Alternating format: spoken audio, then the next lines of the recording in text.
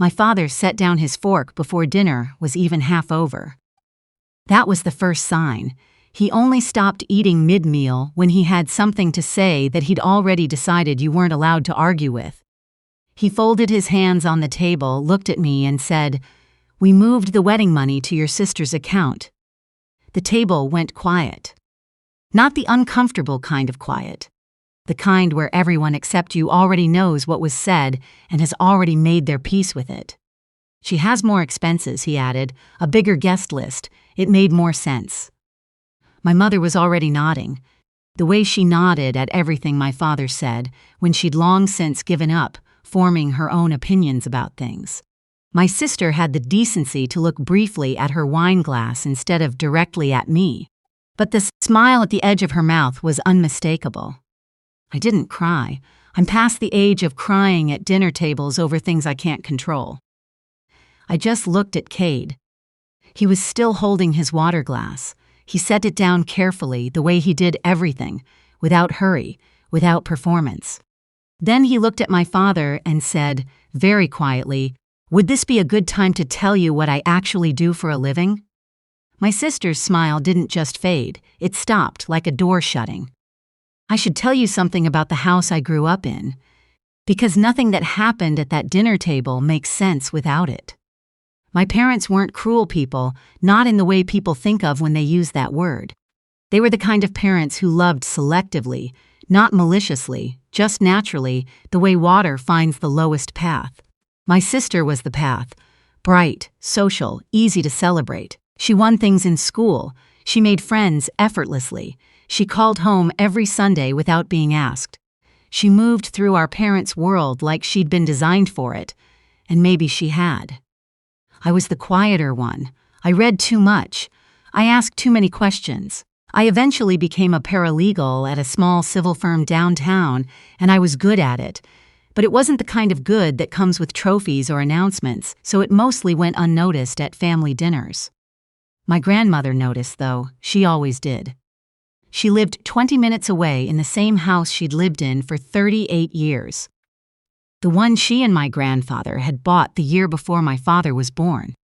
It smelled like cedar and old paperbacks and whatever she was baking, which was always something with vanilla.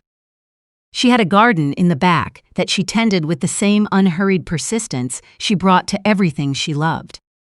She was 79 and sharp as glass. She was the first person in my family I introduced Cade to. He showed up to her house in a plain gray sweater and dark jeans, carrying a box of those butter cookies she liked in the blue tin. She made him sit at the kitchen table and asked him real questions, not the probing kind that are actually tests, but the kind that come from genuine curiosity. She asked what he liked to read. She asked how he'd grown up. She asked if he was patient. He said he'd learned to be. When he left that afternoon, she pressed my arm and said, "That one pays attention, hold on to him." My father's red was different. Cade drove an older car. He didn't volunteer much about his job when asked. He didn't wear anything that announced anything. My father made vague inquiries about what sector Cade worked in, received a vague answer, and decided the gap between what he'd assumed and what he wanted from me was too wide to bother closing. He told me once, with the particular confidence of someone who believes sincerity excuses bluntness, that stability mattered and I should think carefully before committing to someone who hadn't demonstrated it. He meant, this man isn't impressive enough for what I imagined for you. He never once asked what I imagined for myself. In the months before my sister's wedding planning started in earnest, something else was quietly happening that I only understood in fragments. My father and my sister had started helping my grandmother with her finances. It began reasonably enough. My grandfather had handled all the accounts when he was alive, and after he died, my grandmother found herself sorting through things she'd never had to manage before. Statements and tax forms and quarterly summaries that arrived in envelopes she didn't always know how to open. My father offered to step in. My sister offered to simplify things. They were added to her accounts. They set up autopay for her utilities. They said it was so she wouldn't have to worry. but then I started noticing small things when I visited her. She mentioned once that her annual tax refund had seemed smaller than she expected, and that my father had explained it was because of how the account was structured now, and that she didn't fully understand it, but that he'd said it was fine. She showed me a bank statement once with an expression I hadn't seen on her face before, not confused exactly, more like someone who suspects they're missing part of a conversation being had without them. "Did you sign off on this withdrawal?" I asked her. She paused. "I think I must have," she said carefully. "Your father said I did." I didn't push, but I held on to it. The thing that broke it open for me wasn't money. It was a Tuesday evening in late September.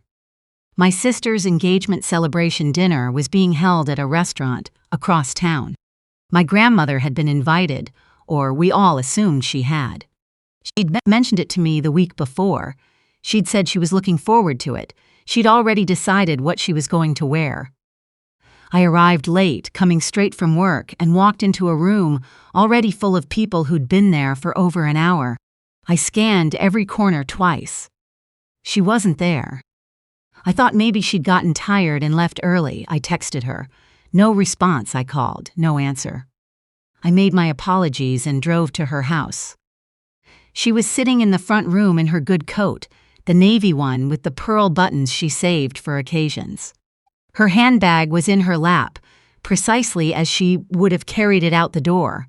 Her hair was done the way she only did it when she was going somewhere that mattered. The hall light was on. She had clearly been waiting for a very long time. She looked up when I came in, and the expression on her face is something I won't try to fully describe, except to say that I have never forgotten it, and I am not going to. "I must have written down the wrong time," she said. She hadn't. I checked the text chain on her phone while she made tea she didn't need to make. The time was correct. No one had sent a car. No one had stopped by to pick her up. No one had called to say they were running behind. I sat down beside her on the couch, still in my coat. We didn't say much for a while. After some time, she set her handbag on the coffee table, the way you set something down when you know you're not going anywhere tonight. "They forgot," she said, "not a question." I didn't answer. She nodded once, slowly, like she was filing something in a place she wouldn't lose it. "People tell you who they are in the small moments," she said. "I've been paying attention for a long time. I just didn't want to believe what I was seeing." I didn't cry on the drive home, but I told Cade everything when I got in the door. The dinner. The restaurant full of family who hadn't noticed she wasn't there. Her coat, her hair, that look on her face, and every small financial thing I'd been collecting for months without fully connecting. The withdrawals, the statement she couldn't account for, the way she'd said, "Your father said I did," like she wasn't quite sure she trusted her own memory anymore. Cade listened without interrupting. That was one of the first things I'd loved about him. He listened the way someone listens when they actually intend to do something with what they hear. When I finished, he was quiet for a moment. Then he said, "Can I show you something?" He got his laptop from the other room and sat down at the kitchen table across from me. I want to explain something about Cade here, because it matters, and because my family had spent 18 months assigning him the wrong story. Cade is a forensic accountant. He runs a small firm, him and 2 associates, that specializes in financial exploitation cases, primarily involving older adults. He works mostly with elder law attorneys and adult protective services, reviewing account histories, tracing unauthorized transactions, building evidentiary documentation for legal proceedings. It's quiet work. It doesn't announce itself. The people he works with are often in the most vulnerable period of their lives, and he takes that seriously in a way that doesn't leave room for self-promotion. When my father had asked what sector he worked in, Cade had said financial investigations, which was accurate, and my father had mentally sorted that under accountant and moved on. Cade hadn't corrected the impression because he'd already read my father clearly enough to know that a more detailed explanation wouldn't change what he'd already decided. He was right about that. What he showed me that night was a spreadsheet he had quietly built over the previous 3 weeks. Not because I'd asked him to, because he'd noticed the same things I had during our visits, asked my grandmother a few careful questions, and recognized a pattern he'd been trained to see. 14 months of transactions, withdrawals that didn't correspond to any of her regular expenses. A transfer to a joint account my father controlled that had occurred in the same week my sister put down a deposit on a wedding venue. Another transfer 2 months later, within days of when the catering contract was signed. A third one that coincided with a dress fitting I remembered my sister mentioning in passing. The math was not subtle once you laid it out. "This isn't proof of intent by itself," he said carefully, "but it's enough to take to someone who can make it proof." That someone was an elder law attorney named Ms. Voss, a woman with the kind of exhausted, precise competence you only develop by spending years watching careful people be taken advantage of by people who should have known better. We met with her the following week. She reviewed Cade's documentation, asked sharply targeted questions, and didn't seem surprised by a single thing we told her. We asked my grandmother to come to that meeting. We wanted her to know everything, all of it, laid out clearly, without softening. She sat across from Ms. Voss with her hands folded in her lap and listened to the full accounting without flinching. When Ms. Voss finished, my grandmother said, "I knew something was wrong. I kept telling myself I was just getting confused, getting old." Ms. Voss said, "You're not confused, and this isn't about getting old." My grandmother looked at her for a long moment. "Good," she said finally, "then let's fix it." My father and my sister came back from my sister's bridal weekend on a Sunday afternoon. 3 days away, a rented house on a lake somewhere, champagne and floral consultations, and whatever it is people do when a wedding is being planned with money that isn't theirs. They didn't know we'd be there. We were at my grandmother's house, Cade, Ms. Voss, my grandmother, and me. My grandmother had called and asked them to stop by on their way home from the drive. She said she had something she wanted to discuss. "Nothing alarming," she said, "just family." My father came through the door first. He looked rested and slightly sun-warmed, carrying my sister's tote bag because she was scrolling her phone. He stopped when he registered Ms. Voss sitting at the kitchen table with a folder open in front of her. He looked at me. "What is this?" "Sit down," my grandmother said. Her voice was level. She'd had 2 weeks to arrive at this moment, and she'd used them well. My sister looked up from her phone. Her gaze moved around the room, me, Cade standing near the window, the attorney, the folder, and her expression did the thing where someone realizes all at once that they've fundamentally misread a room. Ms. Voss opened the folder and began. She was brisk and professional, and she didn't soften anything. She walked them through the documentation, the transactions, the dates, the amounts, the pattern over 14 months. She explained what financial exploitation of a vulnerable adult looks like under state law. She explained what had been filed and what the process going forward would require. My father's jaw tightened about 90 seconds in. Those withdrawals were discussed. She agreed to all of it.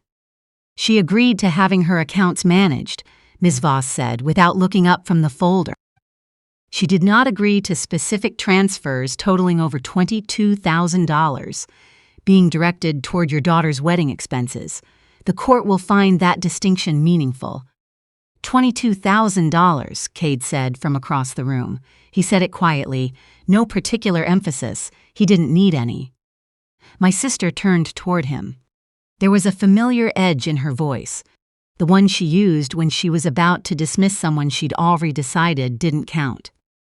"You've been involved in this? Going through our family's private records?" "It's what I do," Cade said simply. She made a short sound. "I'm sorry, what?" He crossed the room, pulled out his phone, and showed her the firm's professional profile. Not his own credentials page, the firm. The one with the licensing information and the case specializations listed, and the contact number for the State Attorney General's Elder Justice Unit they'd worked alongside on 3 cases in the past 2 years. My sister stared at the screen. The edge left her voice completely. You actually run this? Yes. My father took the phone from her. He read it carefully. His face moved through several expressions in quick succession that I didn't name. My mother, who had been standing near the door as if she wasn't sure whether she was part of this or just witnessing it, spoke for the first time. She was looking at Cade with something that wasn't quite remorse, more like the beginning of understanding how significantly she'd misjudged something. Why didn't you ever say anything? All this time, why didn't you just tell us who you were? Because who I am isn't a resume, he said, and because you'd already decided I wasn't enough. A job title wasn't going to change what you'd already concluded. He paused. I wasn't keeping my work private because I was ashamed of it. I was selective about who I trusted with it. There's a difference. He looked at my father directly. You had access to her accounts because she loved you and trusted you with them. Using that access to fund a wedding, that's not a misunderstanding. That's a choice. The room was very still. My sister's voice came out careful and thin. We were going to pay it back. When? I asked. She didn't answer. The first transfer was in March, I said. The second was in May. There was a third in August. It's November. At what point in those 8 months were you going to pay it back? My father set Cade's phone face down on the table. The gesture told me everything about where his composure had gone. What happens now? He asked Ms. Voss. There is a mediation process, she said. Given that your mother is willing to pursue this cooperatively, rather than through civil litigation at this time, you have an opportunity to make this right without a public court record. That window requires your full participation and complete repayment, structured, documented, and supervised by the court. All of it, Cade said, every dollar. My father looked at my grandmother. She met his eyes with an expression I had never seen from her before. Not anger, exactly, something older and quieter than anger. The expression of someone who has been patient for a very long time and has finally decided, cleanly and without drama, that they are finished. I trusted you, she said. She didn't raise her voice. She didn't need to. I trusted you with my house and my savings and my peace of mind because I thought you were taking care of me. Not your plans. Me. She looked at my sister. Both of you. And every time I asked a question I didn't fully understand, you explained it in a way that made me feel like the confusion was mine, like I was the problem. My sister's eyes were wet. Grandma, we never meant. I know you didn't mean most of it, she said. That doesn't change what it was. She folded her hands in her lap. I'm not doing this to punish you. I'm doing it because I spent too many years making myself smaller to keep the peace, and I am done with that now. She turned to Ms. Voss. Tell me what I need to sign. Mediation took place 6 weeks later in a conference room that smelled like recycled air and strong coffee. My father arrived with his own attorney. My sister came separately. The documentation was complete, and the numbers didn't leave room for negotiation, and everyone in the room understood that. The repayment agreement was signed before the second session ended. Structured monthly payments, court-supervised, all $22,000 accounted for. My grandmother's accounts were returned entirely to her control. She asked Cade to review her statements quarterly as an additional safeguard, her request, not an imposition. He looked at the numbers to protect me, she told Ms. Voss simply, not because he wanted anything from them. My sister's wedding went forward 4 months later. Smaller venue, different guest list. She paid for it herself, which I imagine gave her a complicated relationship with the occasion. I wasn't there. I had made my peace with that before the invitations went out. My grandmother updated her estate documents with a different attorney, without announcing it to anyone beforehand. She didn't explain her choices to me when it was done. She didn't need to. Some decisions don't require an audience. They just require being made. In the spring, she sold the old house. It had been too large for years, too much to heat, too many rooms that had accumulated other people's history rather than hers. She found a small place near a nursery she'd been visiting for a decade, a low house with good windows and a south-facing yard. She spent the first weekend there planting roses along the back fence, lavender near the front walk, herbs in a raised bed outside the kitchen. I came by on a Saturday morning with coffee and found her kneeling in the dirt, pressing soil around the base of a young rosebush with the focused satisfaction of someone doing exactly the thing they want to be doing. She looked up when she heard me on the path. "This one's going to need 2 full seasons to really establish itself," she said, nodding at the rosebush. "But I'm not in a hurry."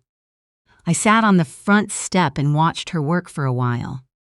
When she came in to wash her hands around noon, she said, "I spent a lot of years making myself easy to manage. I told myself it was keeping the peace. I think it was mostly fear wearing the coat of love." She dried her hands. "There's a difference, and I wish I'd seen it sooner." I'm still sitting with that sentence. That fall, I enrolled in a volunteer training program run by the local Elder Advocacy Coalition, teaching community members to recognize financial exploitation, to support older adults who don't always know that what's happening to them has a name and a legal remedy. It was the first thing I'd done in years that felt fully mine, not because anyone asked me to, not because I was trying to prove something to someone who wasn't going to see it anyway, because I had sat in a room and watched my grandmother remember that her voice was hers, and I wanted to help other people find theirs. Cade has been consulting pro bono with the coalition on complex cases. He doesn't make a production of it. He just shows up and does the work the way he's always done everything. I asked him once, maybe 4 months after everything settled, why he hadn't pushed harder or sooner, why he'd waited as long as he had before saying anything about what he'd found in those accounts. He thought about it for a moment. "I wanted to be certain," he said, "and I didn't want you to feel like I was making the decision for you, even if the decision was right. Especially then," he said, "it needed to be yours." I've thought about that a lot since. About the difference between protecting someone and deciding for them. About what it means to stand beside someone instead of in front of them. About how Cade sat across from my family at their dinner table for 18 months, while they quietly filled in their own story about who he was, and never felt the need to correct them, because he already knew something they didn't, that his work mattered entirely independent of whether they understood it. "He's patient," my grandmother had said, the very first afternoon. She'd been right. People sometimes ask what the hardest part was.